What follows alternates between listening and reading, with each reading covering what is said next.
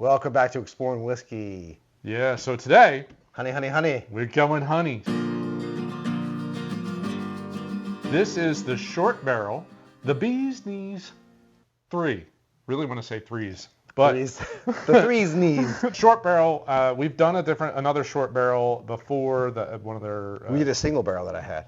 Single barrel, or Yep. and it was supposed to be like, the idea was a stag killer. Yeah.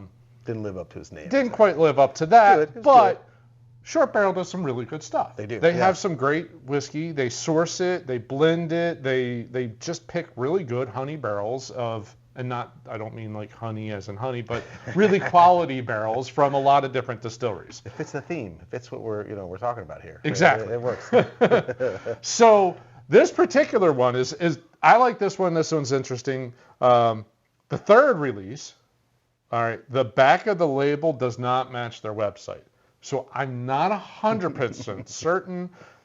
I'm going to go with the label just for a simple fact is I think that's like, there's, what is it, alcohol, tobacco, fire, ATF issues if you mislabel things.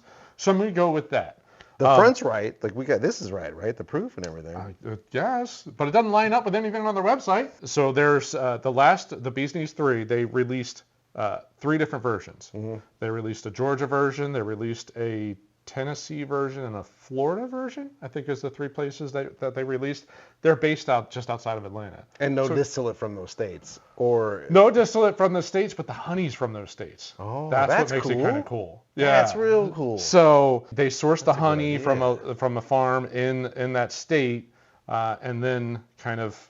That's totally different flavor profile. It's going to change things because different flowers, different honey. fruit. Yeah, honey reflects whatever flower the bees were like getting the pollen from. Yeah. So if it's clover or if it's honeysuckle or whatever it is, like you're going to pick that up. So that's kind of an impact. Now the back of the bottle, which yellow writing on white sucks. Actually read. I was just going to say, I'm not even going to try it. But it is a blend of 4-year-old Bardstown Bourbon Company and 5-year-old Green River. And then, what? Two solid. Just nothing wrong with very solid. Both of those. And then Georgia's own, Honey Next Door honey barrels. 3 medium toasted barrels, 3 Kelvin heavily charred barrels. Ooh. Ages in those for 120 days, a minimum of 120 days, and then it's blended back together. There's so much going on there. A lot going on. Are the Kelvin barrels honey coated or no? They're just that's probably where the toast is coming from. I think those are the two. The Kelvin barrels is a heavily charred barrel. Oh, okay. The other barrels are toasted. Both of those, I think, get sent to the honey farm, have honey aged in them, and then come back. Think that's what's going on? Ooh. On the website, it talks about 10 different barrels. Some of it is beam. And I was just like, ooh, hell yeah. Booker's level beam is what it's supposed to be, like 6 some odd year, or 6 year beam. 6 to 8 year beam. Like, and then the Green River and the Bardstown Bourbon is what the website says. But the proof was wrong. And I was just... I would have I don't know. It's hard to be confident about what you're reading when it's like, this isn't my bottle. Yeah, and I was just like, but I bought it in Tennessee, so why am I not getting the Tennessee version? I'm just overly confused. Whatever. I don't really care. Because it's... Who knows what honey we're... It's really... It's pretty good. Pretty good bottle. So... A lot of work going on with these honey barrel finishes. The amount of time, I don't know, and I guess something we need to figure out is how long do they actually keep the honey in the barrel for? Yeah. We did the Nelson Brothers honey finished, and they sent it to a farm down by Arrington. Right. And they aged their barrels, honey in those barrels, and then they send it back to the Greenbrier Distillery to do their Nelson Brothers honey release. Okay. So that's how they do theirs. But there's just a lot of time involved in that. And I have to assume, like, how much honey are these honey farms actually making? Like, how many barrels do you need? Yeah. So that leads to a very limited quantity, I would think.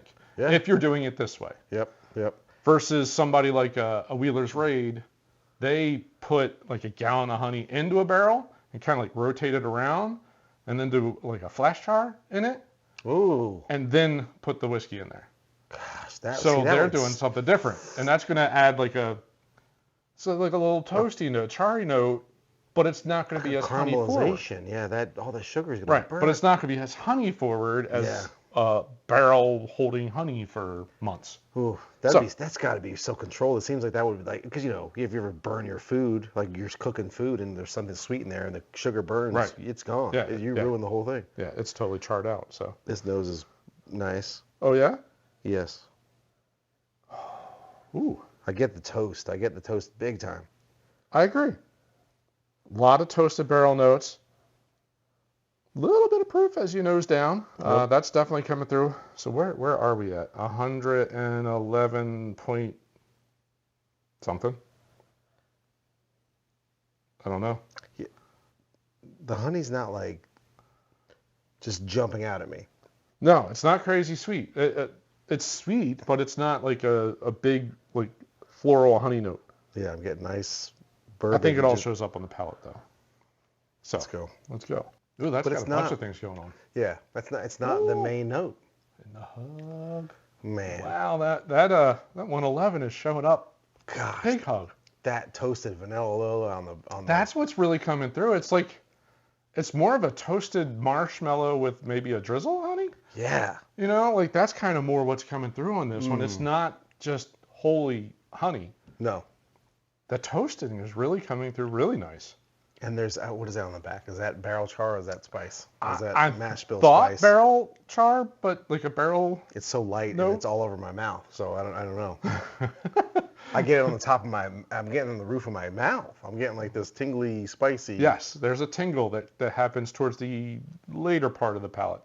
I like this. I like the note. It's there's a lot of bourbon notes going on, and it's not the main. That's exactly where I was going to go. This is whiskey with a hint of honey, not honeyed whiskey. Yeah, got a lot of the things I like out of bourbon. It's got vanilla. It's got this char. It's got barrel notes. It's definitely got barrel notes. Man, there's like a spiciness in there, but there's so much sweetness. The like you said, the vanillas, the charred, the toasty vanilla kind of notes. That's definitely barrel honey char. like coating like your tongue, like very. It's not super crazy thick, but it's thick. Like it's thick for a whiskey. There's no question about that. For sure. But every time, like that's the second like decent sip and just warmth coming through my chest. Yeah. That's crazy. Finish is like super long. Yeah. There's a lot. I mean, and it gets sweeter and sweeter as I sit here. I get the drooliness. I want to go in again. All right, let's see what a little bit of this agua. will be interesting. Does it spice up? Does it proof up? Or does it sweeten up? I mean, those are kind of the three. Like, I could see the spice popping up a little bit more. It's possible. Yeah, I don't think the barrel chars are going to get better or more profound because they're pretty bold right now. So let's see what the sweetness goes to. I think the honey's going to pop. I'm kind of thinking because the proof already kind of came through with such a nice hug. I know you've had this bottle for a while. Have you done it with water? No, I've not done it with water. Nope. Okay. Nope, just very neat. Cool. Let's see what we got here. Similar nose, very similar. Yeah, toasty notes. I mean, it's way more toasty. Vanilla toast, toasted wood. Yeah. Decent barrel that notes. Creamy vanilla though. That's just that toasty creamy vanilla is still there. Yep. Well, that went funny. Is there corn going on now? Sweet corn? Like, there's a different kind of candy note going on. That's different than honey. Right. And then the spice, it's more of like a baking spice now to it. Like, so maybe like a high rye bourbon of some sort. Muted the barrel char. Yeah, that's. I'm getting more of the, I think the like a mash. Yeah, the mash, a rye mash kind of note. What is that candy though? The honey just turned into like rock candy. Kind of like condensed sweetness. It's almost like those maple candies, but without. It's not mapley. It's on the edge of that. It's like almost like this mapley nougat. Because I still get creamy vanilla, big time. I like that. Like that burnt sugar thing going on. Man, but the the baking spice that kind of just feels like it just rolls down your chest. Yeah. That's odd. Like, and the second neat sip was a big hug. Like, it was just a big hug of like proof and warmth. Now it feels like I feel the baking spice just sliding down my chest. It's right about here right now. Yeah. Very different experience. And it happened, well, the second sip, I've got all kinds of stuff going on in my mouth. Like my mouth is coated. I got that tingliness. Yep. It's even on my lips. It's a very good bottle. It's a little, we'll call it strange. I don't know how to, I don't know. Price point is 120-ish. So kind of higher. Stock for the higher. Who does the cheapest honey finish?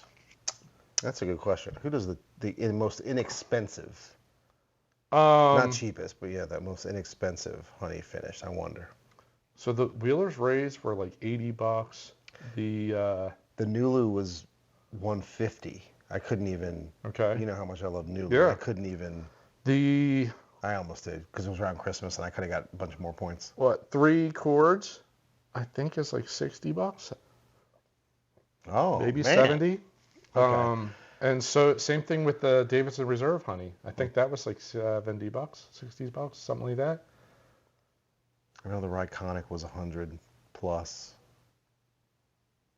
So it's a lot of, but there's a lot of work. There's a lot of work involved. Around $100 makes total. I get that. Like I get it. There's a lot of work. There's time involved. You got to form that relationship to give them your barrels and them giving the barrels back and all that kind of. I get all of that. Like, yeah. I totally get all. I understand why it would be 100, 120, 130, whatever. And I think there's a lot of work involved in all those processes that can really mess up the process. Just rushing the honey, not, and then I can see that. I can see that being true. So if it's a good product, it comes out with if it's a good pour, I will spend $100. That's worth it. Great pour, This is great. I mean, it's really great. Like everything about it. You can tell why they're on the third release because they're doing they're doing good things. Yeah, they killed. And as soon as I had heard about Bee's Knees, as soon as I saw, I was like, damn, I didn't realize they were on 3, but I'm gonna grab that. So I did. Great whiskey. Great pour. Yeah. Everything that they're doing, the Shortbarrel, it's a great organization. I think it started out as like a whiskey club of some sort. Then they kept getting more and more into it, started buying barrels, and then started blending barrels, and then turned into hey, we should probably do this as a thing, and they do this as a thing. They put out some great whiskey. Yeah. They really do pick some very solid barrels that they use for their blending. Yeah. Picking barrels from Bardstown and Green River, probably good places to be picking from since technically Green River's owned by Bardstown. So, good start. It's a good idea to pick from places that really know how to make good whiskey. So, good on them. For sure. Yeah. What's your favorite honey finish? Ooh. What's your favorite honey finish? And what other short barrels? Oh, what are the short barrels? Yeah. Because love to hear that. There's I've seen a couple, man. The Hefe one that's finished in tequila barrels or mezcal barrels. I think so. There's even like high age ones I've seen now, 15 and 14-year-old short barrels. That has to be crazy. Single barrels are all over the place. Yes. So, what's your favorite? Good whiskey. Really appreciate your support. If you could put a little thumbs up down the bottom. Thumbs it up. That helps the algorithm. It shares out the videos a little bit more so other people can see these episodes. We'd appreciate that.